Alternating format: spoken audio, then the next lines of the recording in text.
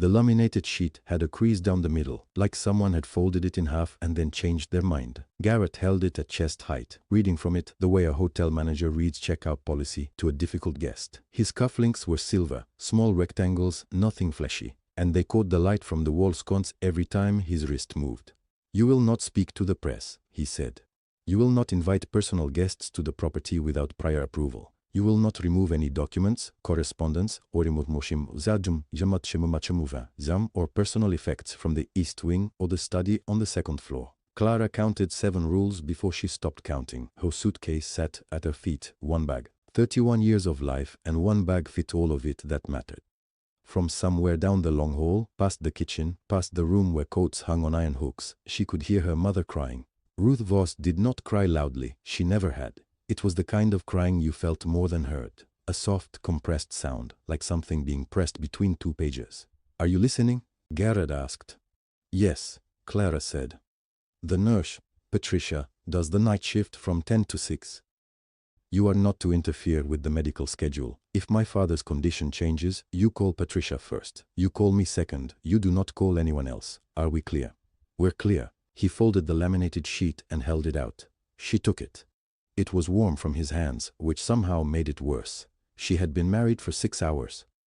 Harlow's Creek was the kind of place that people from other places called quaint, in a tone that meant they were relieved they didn't live there. 340 people, give or take the weather. 1 gas station, 1 diner on Route 9, 1 elementary school where Clara had taught 3rd and 4th grade for 6 years. The mountains pressed in from the north and west, and in January they pressed hard, white and close and absolute. By the 4th of the month, the snowpack on the Harrington Road was already knee-deep, and the plow came through every other day if the county budget allowed. Clara had grown up in a rented house on Birch Street, 2 blocks from the school where she now taught. Her mother had walked to the Harrington mansion every morning at 6 for 22 years before her knee got bad enough to make walking impossible and she started taking the county transport van. Ruth Voss was not a complaining woman. She pressed Edmund Harrington's shirts and she scrubbed his floors and she came home smelling of lemon cleaner. And she raised Clara on the money and on the principle that you did your job and you did not make trouble. Clara had inherited both the principle and the invisibility. She liked her life. That was the part nobody seemed to believe when she tried to explain it later. Small, yes. Solitary, sometimes, but not unhappy. She had 22 students and a classroom that smelled of dry erase markers and rubber boots. She had a library card and a good coat. She had enough. Then, on a Thursday in mid-December, 15 minutes after the last child left, Garrett Harrington appeared in her classroom doorway. He did not knock. He looked around the room, the crayon drawings taped to the window, the small chairs, and his expression was that of a man calculating what something is worth before he decides whether to buy it. "Miss Voss," he said, "we need to talk about your mother." It was not a request. She understood that immediately. The whole sentence was architecture. The mention of Ruth was a load-bearing wall, and Garrett knew exactly where to push. "She's worked for our family for 22 years, he said. He pulled out a chair, one of the small student chairs which he stood beside rather than sat in. "My father is dying, slowly, but he will not reach his 75th birthday as a married man, and there is a provision in the family trust that requires he does. Without it, the land portfolio transfers to a conservation foundation, all of it, including the land Harlow's Creek sits on." Clara set down the marker she'd been holding. "What does this have to do with me? You're the right age. You're quiet. You have no complications." He paused. "And your mother has given us 22 years of loyalty. I'm asking you to give us 8 weeks. She wanted to say, "This is not asking." She wanted to say, "There is a word for what this is." She said, "And if I don't?" Garrett smoothed the front of his jacket. "Ruth's position at the house has always been informal. No contract. You understand." The East Wing guest bed had a white coverlet and a pillow that smelled faintly of cedar. Clara lay on top of the coverlet in her clothes because she hadn't decided yet whether she was staying, even though she already knew she was staying, had known since that classroom moment when Garrett said the word informal with so much gentleness in it. The medical monitor in the next room beeped in a steady, indifferent rhythm. Her husband was in that room. She had not looked at him yet. She thought, "I should feel something." The thought sat in her chest without moving. That stillness was worse than any specific fear she could have named. It was the stillness of a person who has become, in a single day, a transaction. Then she heard it. Footsteps in the hall. Not soft. Not the rubber soles of Patricia's nurse shoes. These were hard-soled dress shoes on hardwood, a deliberate, unhurried sound, and they moved slowly down the corridor and stopped. Outside Edmund's door. The door to Edmund's room was closed. Clara stood in the hallway and did not move. The footsteps had gone still. She heard a low, careful knock. One knock, not two, and then the door opened from the inside and Garrett Harrington stepped out. He was carrying a folder. He looked at her, the way you look at furniture you didn't realize was in the room. "Mrs. Harrington," he said. He had started calling her that the moment the papers were signed. She understood it was not a courtesy. "Mr. Harrington," she said. "He's resting." He tucked the folder under his arm. "Patricia will walk you through the schedule." That was all. He went down the stairs. His shoes made the same deliberate sound on every step, evenly spaced, unhurried. Clara listened until she couldn't hear them anymore. Then she went inside. She looked at Edmund Harrington for the first time. He was smaller than she expected. She didn't know why she'd expected large. Maybe the mansion, maybe the way her mother had always lowered her voice when she said his name. But the man in the bed was thin across the chest, and his hands resting on top of the blanket were an old man's hands, liver spots, knuckles like knots in rope. There was a tube in his arm and a machine beside him that beeped at nothing, measuring something she didn't understand. She sat down in the chair. She said, "Hello." Then she felt ridiculous and stopped. The schedule was simple. Mornings were hers, or rather, they belonged to 23 children in a low-ceilinged classroom that smelled of crayons and wet boots. Clara had been teaching in Harlow's Creek for 6 years, and those children were the most reliable thing in her life. 7-year-old Marcus still held his pencil in a fist. 11-year-old Danny could multiply fractions faster than Clara could check her work. They were real in a way the mansion was not. Clara graded their papers on the school bus and arrived at the mansion by 1 o'clock. Garrett's rules were written on a single laminated sheet left on her nightstand. Rule 4 said she was to maintain visible spousal presence for a minimum of 3 hours daily. Clara read the phrase twice. Visible, spousal, presence. She brought her lesson plans the first day and read them aloud to Edmund. Noun phrases, long division, the water cycle. She heard herself and felt the absurdity of it, a woman explaining the water cycle to an unconscious billionaire, and she stopped mid-sentence and picked up the book on his nightstand instead. East of Eden? The spine was cracked in 3 places. Someone had read it more than once. She opened to the first page and started reading. On her 3rd afternoon, she heard Garrett's voice in the hallway. She stopped reading. His footsteps paused outside the door. "The billings transfer needs to clear before the birthday," he said, quiet and flat. "Not after. Before." A pause. "She won't understand what she's looking at. She's a school teacher." Clara set the book on her knee and looked at the ceiling. She did not write anything down that evening. She told herself there was nothing to write. She made herself a cup of tea in the East Wing kitchen and sat with it until it went cold, running the phrase through her mind.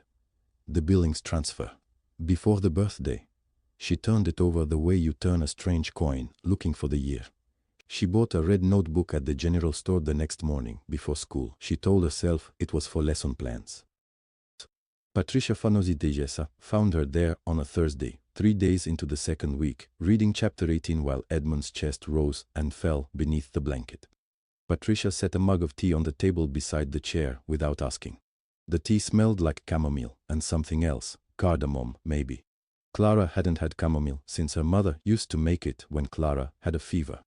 "He can hear you, you know," Patricia said. She wasn't looking at Clara. She was adjusting the drip line, checking the monitor. "They can, sometimes. The doctors don't like to say it because they can't measure it, but I've been doing this a long time." Clara looked at Edmund's face. Still, completely still. "Okay," she said. Patricia nodded once and left. Clara picked up the book and kept reading. Her voice was steadier than she expected. She ran into Tom Briggs at the diner on Route 9 on a Tuesday morning. He was on his way out as she was coming in, and he held the door for her. He was the county attorney. He'd known her mother. "Clara," he said. "How are you doing?" "Fine," she said. "Good. Busy." The word busy was a lie. She could hear it. Tom looked at her for a moment. Not the way you look at someone you're seeing, but the way you look at something you're trying to read. All right, he said. He didn't believe her. She could see that too. She ordered coffee and sat by the window and watched the snow come down on Route 9 and did not think about Garrett's voice in the hallway. She thought about long division. On January 20th, Clara came back from school and pushed open the door to Edmund's room and found Garrett standing by the window, alone, looking at his phone. He left without speaking. She watched him go, then she turned to the nightstand. The copy of East of Eden was gone. She ordered a replacement copy of East of Eden online that same evening, sitting in the East Wing with her laptop balanced on her knees and the radiator ticking against the baseboard. 2 weeks of her allowance. She typed in the address for the mansion, hesitated, then typed it again. She didn't hesitate because the money hurt, though it did. She hesitated because she was deciding how to feel about this, and then she decided not to feel anything about it at all, just yet. When the books arrived, she set it on the nightstand in exactly the same spot. She smoothed the cover once and left. That was when she understood something. Garrett moved things because no one moved them back. It had never occurred to him that someone would. She started paying a different kind of attention. The mansion had rhythms the way all old houses do. She learned them the way she learned her students, by watching what they did when they thought no one was looking. There was a side door of the mudroom, past the coat closet. Garrett used it on the nights he didn't want the kitchen staff to hear him come in. It had a loose hinge that caught on the frame if you pulled it too fast, so he always opened it in 2 stages, slow, then slower. She heard it from the East Wing stairs. Once she heard it, she couldn't unhear it. She learned that Diane drank wine alone on Tuesdays and Thursdays in the sitting room at the front of the house, and that on those nights she left the television on with the sound off, blue light leaking under the door. On other nights, the sitting room was dark. She learned which floorboard in the upstairs hallway announced a person's weight before they reached the landing. None of these things were evidence of anything. She wrote them down anyway, in a red spiral notebook she kept in her school bag under a folder of spelling quizzes. The hallway recycling bin was outside the study. Garrett put things in it without thinking, the way people do with bins in their own homes. Clara passed it every afternoon on her way to Edmund's room. One afternoon, she found a letter from a law firm in Billings, folded once. She photographed it with her phone. Later, she photographed a 2-page transfer authorization with a county assessor's stamp. She didn't understand all of it yet. She called Tom Briggs from her classroom during lunch. The radiator in there smelled like hot iron and old paint. Tom, if someone needed a good estate attorney, not for me, for a friend, who would you recommend? There was a pause. What kind of estate situation? The complicated kind. Another pause. He gave her a name in Missoula. He said, Clara. Yes. Tell your friend to call soon. Those things have timelines. I know, she said. Thank you, Tom. She called from her car behind the school, engine running for heat, windows fogging at the edges. The attorney's receptionist put her through in under a minute. She had her photographs open on her phone. By the time she pulled out of the parking lot, she had learned the phrase fraudulent conveyance. She had learned what it meant. She had learned that the timeline Tom mentioned was not abstract. On January 28th, Garrett brought 2 men from Billings to see the property maps. He introduced Clara in the front hallway. This is the nurse's helper, he said, and turned back to the men without waiting for her response. She shook both their hands. Clara Harrington, she said. Her voice was even.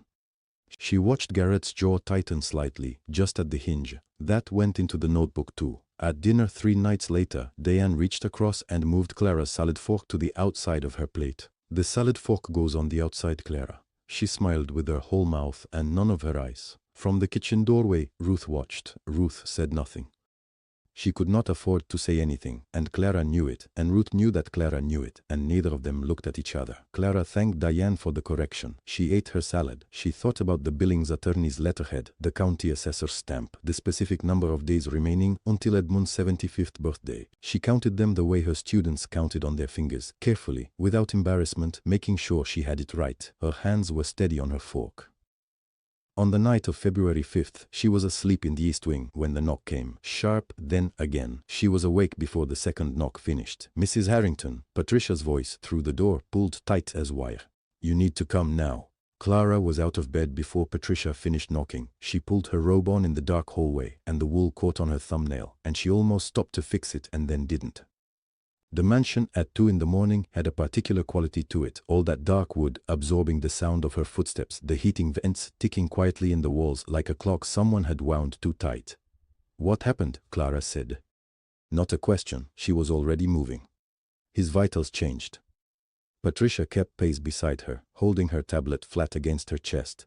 Heart rate, respiratory rhythm. "I've seen this pattern before." She paused. "I don't want to say more than that." "But you knocked." "Yes," Patricia said. "I knocked." Edmund's room smelled of clean linen and the faint antiseptic of the medical equipment along the far wall. The monitors cast a blue-green light over everything. Clara pulled her chair close to the bed and sat down, and Patricia checked the readings one more time and then stood back and let her be. Clara picked up the book from the nightstand. East of Eden. She'd started it 4 days ago. She read aloud for 2 hours. Her voice felt strange in the quiet room. Too large, then too small. She lost her place twice. She found it again. Somewhere around the 4th hour, her throat began to close up on her, and the words came out rough, and then they stopped coming all together. She set the book in her lap. The snow outside the window had been falling since midnight. She could hear it, or she thought she could, that specific hush of heavy snowfall, as if the world outside had pressed a hand over its own mouth.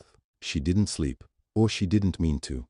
But at some point, before the light changed, her head tipped forward and her hand came to rest on the blanket near his arm, and she was gone. She woke to gray-white light pouring through the curtains, and the knowledge that something in the room was different. She didn't know how she knew. She raised her head. Edmund Harrington's eyes were open, not a flutter, not the involuntary movement Patricia had documented in her charts twice before. Open, still, fixed on the ceiling with an expression that was not empty, that was in fact the opposite of empty. Then slowly, with the specific effort of something very heavy being moved by will alone, his gaze shifted. He looked at her. Clara reached for the call button. She missed it. Her hand was shaking too badly, and she caught the cord instead, and she pulled it toward her and pressed and missed again, and she was whispering. She heard herself doing it. Okay, okay, okay, like the word was the only thing keeping her in the chair. She pressed the button. The light above the door went red. Patricia came in 40 seconds. Then a call to Missoula. Then 2 doctors arriving in a truck that left deep tracks in the fresh snow outside. Clara stood in the corner of the room with her arms crossed over her chest and watched them work, and she did not move until they told her she could sit down again. Garrett arrived 40 minutes after her call. He came through the door still in his coat, snow on his shoulders, and his eyes went to Clara before they went anywhere else in the room. "What did you tell them?" he said. "That his eyes were open," Clara said. He looked at his father then. Edmund was being examined, head turned slightly by a doctor's careful hand. Garrett didn't speak again for a long time. Edmund did not speak for 3 days. He watched. That was the word Patricia used in her notes, and it was the right word. He watched the ceiling, the window, the doctor's hands. He watched Clara when she read to him. She didn't know if he understood the words. She kept reading anyway. On February 17th, a Thursday, the school was closed. Snow was packed solid against the lower window panes. Clara was in her usual chair, reading aloud, when Edmund said, "You have a good voice." She closed the book. The sound of it closing was very loud. She didn't know what to say. She said the truest thing she had. "You've been listening a long time." "Yes," he said. His voice was low and rough, like a door that hadn't been opened in years, but it was clear. He turned his head toward her. His eyes were the same dark gray as the legal documents she'd been memorizing for 6 weeks, sharp, focused. "My son," he said, carefully, the way a man speaks when he is choosing every word, "has been in my office." He stopped, breathed. "Tell me what you know." Clara set the book on the nightstand. She pressed her palms flat against her thighs to keep them still.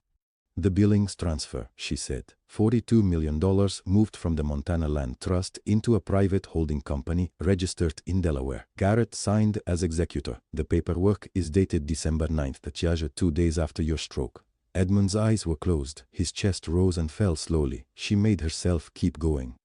There were attorney letters, 3 of them from a firm in Missoula I'd never heard of. They came to the house addressed to Garrett, not to the estate. I wrote down the case numbers. She stopped.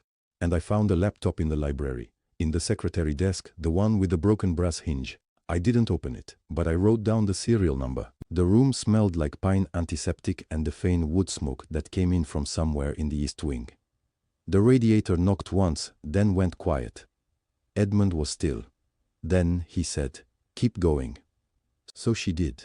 She told him about the Conservation Foundation paperwork, how Garrett had pulled it from the filing cabinet in early January, photographed it with his phone, and put it back in the wrong order.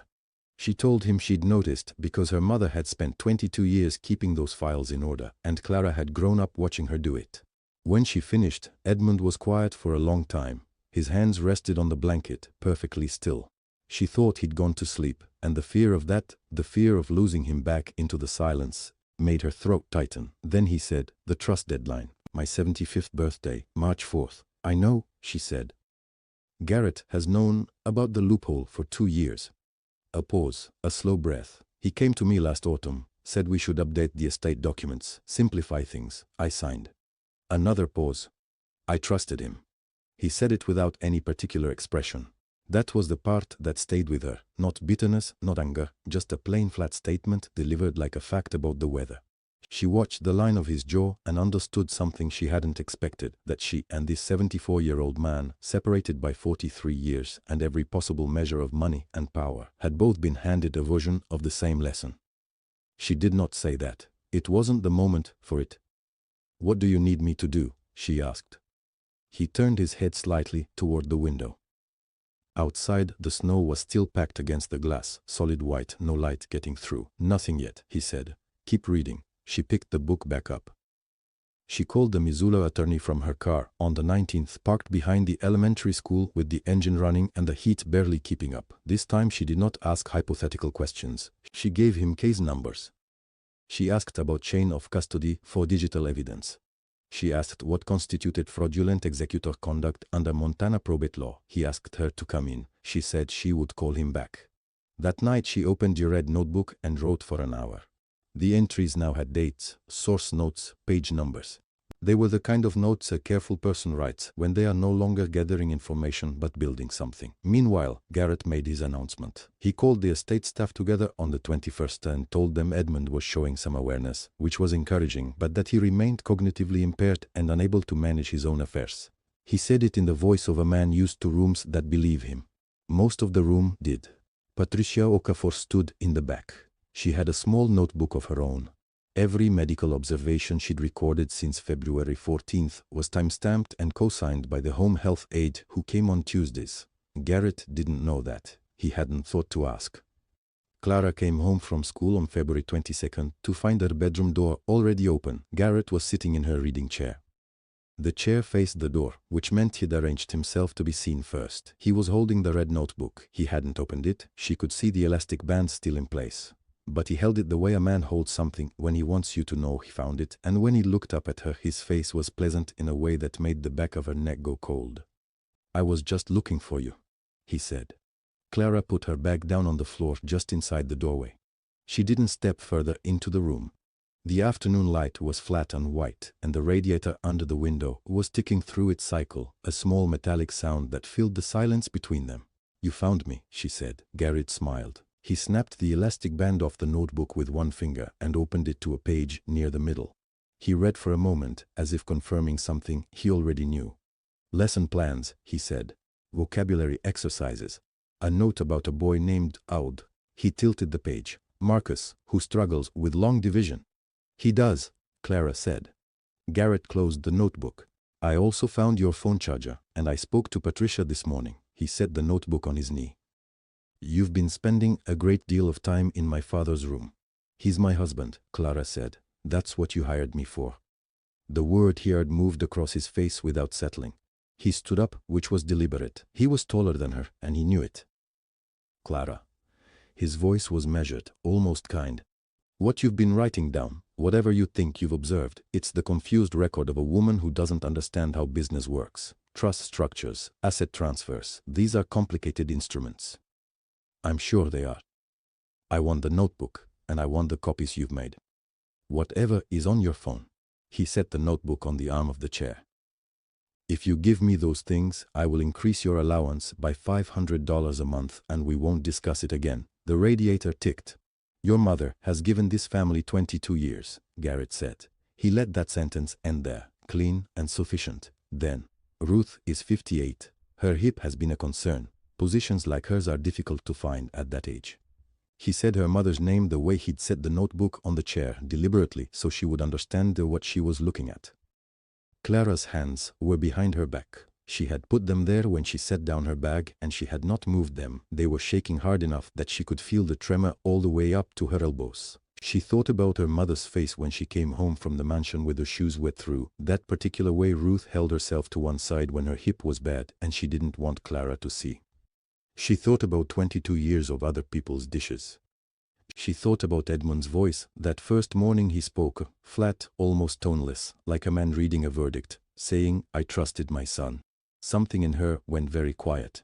"You can have the notebook," she said. She picked it up from the arm of the chair and held it out to him. Garrett looked at her for a moment, then he took it. "Good," he said. "That's sensible." He left.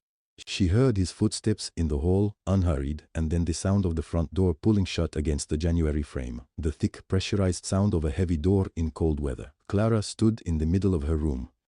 The notebook had contained 17 pages of lesson plans, vocabulary lists, and a note to herself about ordering new readers for the second grade. She had prepared it 11 days ago, the morning after Edmund first spoke, filling it carefully in her own handwriting. She had known then, not guessed, known, because a man like Garrett doesn't wait forever, and she had already sent everything to the attorney in Missoula and to Tom Briggs. 3 weeks of documents, dated entries, photographs of transfer notices she had memorized and reconstructed from memory in a shared folder that Garrett had no name for and no way to find. She sat on the edge of the bed for 2 minutes. Then she stood up and walked down the corridor to Edmund's room. He was awake. He usually was, by late afternoon. He watched her come in and take the chair beside him, and he waited. "Garrett was in my room," she said. "He took the notebook." Edmund was quiet. Outside the window, a branch scraped against the glass in the wind. "He threatened my mother's job," Clara said. "By name." Edmund's jaw shifted. It was the smallest movement, but she had learned to read him. "Did he get what he came for?" Edmund asked. "No." Another silence. Then Edmund turned his head toward her, slowly, with the effort it still cost him. "Call Tom Briggs," he said. "It's time." Clara called Tom Briggs that same evening from the small telephone in the East Wing hallway, with the door pulled half shut and the sound of sleet against the roof filling the silence between words. "He's ready," she said. Tom didn't ask if she was sure. He said, "I'll be there Thursday."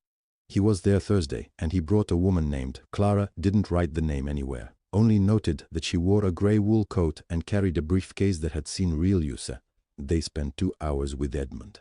Patricia sat in the corner and kept her own notes, time-stamped as she had every day since Edmund opened his eyes. When Tom and the attorney left, Edmund looked tired but not diminished. There is a difference, Clara had learned, between a man who is exhausted and a man who has given up. Edmund had not given up. The week that followed was the quietest of the 8 weeks she had spent in the Harrington mansion, quieter, even, than the weeks he had been unconscious. She kept her routine.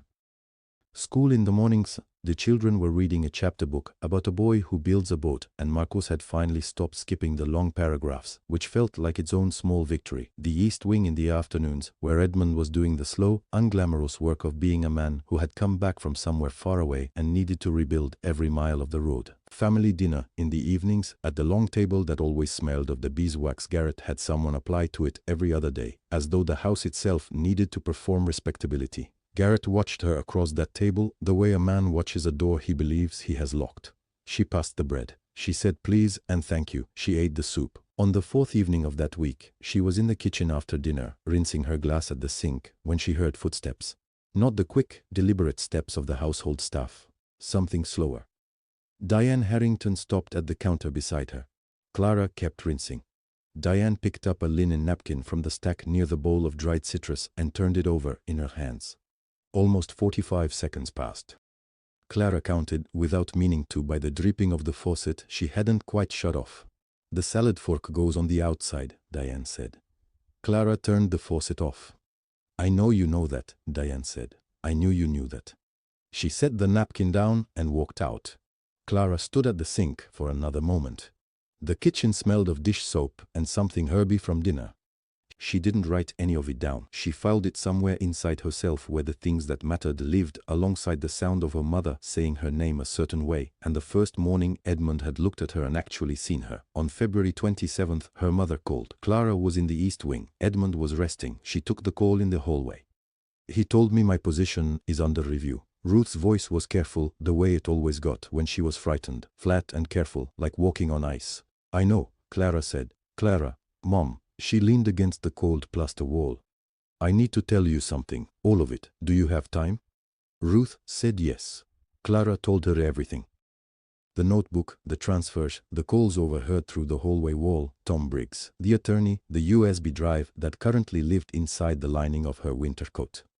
She talked for nearly 20 minutes. When she finished, her mother was silent. The silence stretched long enough that Clara said, "Mom." "I'm here," Ruth said. I'm thinking." Another pause. "I should have taught you to be louder," her mother said. Her voice had something rough in it. "You taught me to watch," Clara said. "That was better." Ruth made a sound that wasn't quite a laugh. The legal documents were ready by March 1st. Tom had been in contact with the Montana Attorney General's office. All that remained was the moment the right room, the right witnesses. Garrett had handed them the room himself. A family dinner, March 3rd, to announce his formal assumption of estate control. 2 board members, the family attorney, Edmund's oldest friends, who would be made to witness the thing and then would be expected to accept it. Clara understood why he'd done it that way. She would have done the same. On the afternoon of March 1st, Edmund asked Patricia to help him to the chair by the window. It was the first time he had sat there since December. Clara came in and found him already settled, a blanket across his lap, looking out at the land. Snow covered everything, the fence lines, the old barn at the eastern edge, the long slope of field that went to the tree line. The sky was white and close, and the land lay under it like something patient. "I built all of this," Edmund said. She pulled a chair beside him and sat. He was quiet for a moment. Then he turned to look at her, and his expression held something she had not seen in it before. Not softness exactly, but something that had dropped its armor. "I'd like to keep it," he said. The snow outside made no sound at all. It just kept falling. "Will you sit with me at dinner on the 3rd?" he asked. Clara looked out at the white land, at the fence lines and the old barn, at everything his son was trying to take. "Yes," she said. The table was set for 12. Candlelight caught the crystal, the pressed linen, the careful symmetry of it all. The dining room smelled of roasted meat and cedar wood and something else, the particular tension of a room full of people who have rehearsed what they're about to say. Ruth stood in the doorway to the kitchen, a serving dish in her hands, wearing the same gray uniform she had worn for 22 years in this house. Clara did not look at her. She couldn't. Garrett had placed Edmund's chair on the side of the table. Not the head. The side. With a cushion. With extra space. As though Edmund were a guest who needed managing. Then the door at the far end of the room opened. Edmund walked in, slowly, one hand briefly touching the door frame, then releasing it. But he walked in on his own, and he crossed the room on his own, and he stood at the head of the table and pulled out the chair himself and sat down in it. The room went quiet in a way that had nothing to do with silence. It was the quiet of 12 people recalibrating. Garrett's face moved through 3 expressions in 2 seconds. He settled on something approximating calm. "Dad," he said. "We weren't expecting." "I know," Edmund said. He looked around the table, each face, unhurried. When his eyes reached Clara, she felt his steadiness like something physical, a hand on her shoulder, though he hadn't moved. Garrett shuffled his papers. "In light of everything that's happened, I thought it important we address the estates." "Garrett." One word, not loud. Garrett stopped as though the air had changed pressure. Edmund looked at Clara. She reached into the pocket of her cardigan and set the USB drive on the tablecloth. It made a small, flat sound against the white linen. Nothing dramatic, like setting down a period at the end of a long sentence. "Everything on this drive," Clara said, looking at the family attorney across the table, "has already been filed with the Montana Attorney General's office and shared with Tom Briggs at the county attorney's office. The dates are time-stamped. The transfers are documented." She paused. "You may want to look at it before you say anything further on Garrett's behalf." The attorney picked it up. His face gave nothing away, but his hand was careful. Garrett stood, his chair scraped back hard against the floor. "This woman," he said, and his voice had started climbing, "is a village nobody who has spent 6 weeks manipulating a sick old man. She's the maid's daughter." She signed a piece of paper in a courthouse, and now she's— Sit down, Garrett. Edmund's voice was the same volume it had been all evening. Garrett stood there for a terrible moment, everyone at the table holding completely still, the candles the only things moving, and then he sat. Diane, across the table, folded her hands in her lap and looked at the linen. In the doorway, Ruth stood holding a serving dish she had long since stopped pretending to need. She was watching her daughter. The family attorney had opened his laptop. He plugged in the drive. The room waited. 40 seconds passed. Clara counted them without meaning to. He looked up. He looked at Garrett. I need to advise you, he said quietly, to stop talking. Garrett sat down. That was it. That was the whole thing. No speech, no explosion, no righteous collapse. He just sat down, the way a man sits when he finally understands the chair is the safest place left. The family attorney, his name was Hendricks, and Clara had never once heard him raise his voice, began speaking quietly to the two board members at the far end of the table, low words, close together. One of the board members took out his phone and stepped away from the table. The candles had burned down another half-inch since Clara had set the drive on the cloth. Edmund watched all of it from the head of the table. He hadn't spoken again. He didn't need to. At 7:15, Clara had texted Tom Briggs 2 words, "Come now." She had typed them in the hallway, her back to the dining room door, the sound of silverware scraping plates behind her. Tom arrived at 9. She heard the front door, heard Patricia's voice in the foyer saying "this way," heard the particular sound of boots on the marble, heavy, unhurried. She was already standing at the doorway to the dining room when he came around the corner. "I got your text," Tom said. "The drive has everything," Clara said. 11 months of transfers, 3 shell entities, all of it. Tom looked at Hendricks. Hendricks nodded once, the way lawyers nod when they would rather not be in a room but understand that they are. "All right," Tom said, "let's go through it." Clara stayed for 45 more minutes.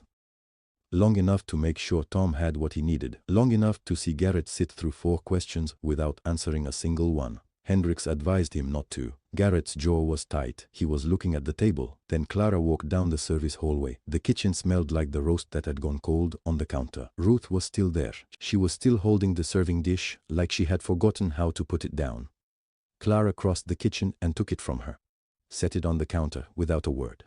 Then she put her arms around her mother, and Ruth made a small sound, not crying exactly, more like something that had been held a long time, finally loosening. They stood there in the kitchen under the overhead light, and the house around them was full of quiet voices doing serious work. "Go home, Mom," Clara said eventually, into her mother's hair. "You okay?" "I have school tomorrow." Ruth laughed, short and surprised, like she hadn't expected to. "That's not an answer. It's the only one I've got tonight." Clara drove back to her apartment above the hardware store. The roads were empty. Harlow's Creek at 10 o'clock in winter looked like a place where nothing happened, which had always been the point. She sat at her kitchen table and opened a new red notebook, spiral-bound, stiffered, and wrote tomorrow's lesson plan, long division. She had 23 children who would arrive at 8 expecting her to know exactly what came next. Her hands were steady. The next morning, March 4th, Edmund's 75th birthday, the snow was still on the ground, but the light through the east windows was a degree different than it had been all winter. Not spring, just the suggestion of a direction. A girl in the second row raised her hand. "What did you do last night, Miss Voss?" "I had dinner with some people." "Was it good?" Clara thought about the USB drive on the white tablecloth. She thought about one word in a quiet room and a man sitting down. She thought about her mother's arms. It was exactly what it needed to be, she said. She turned to the board and began to write.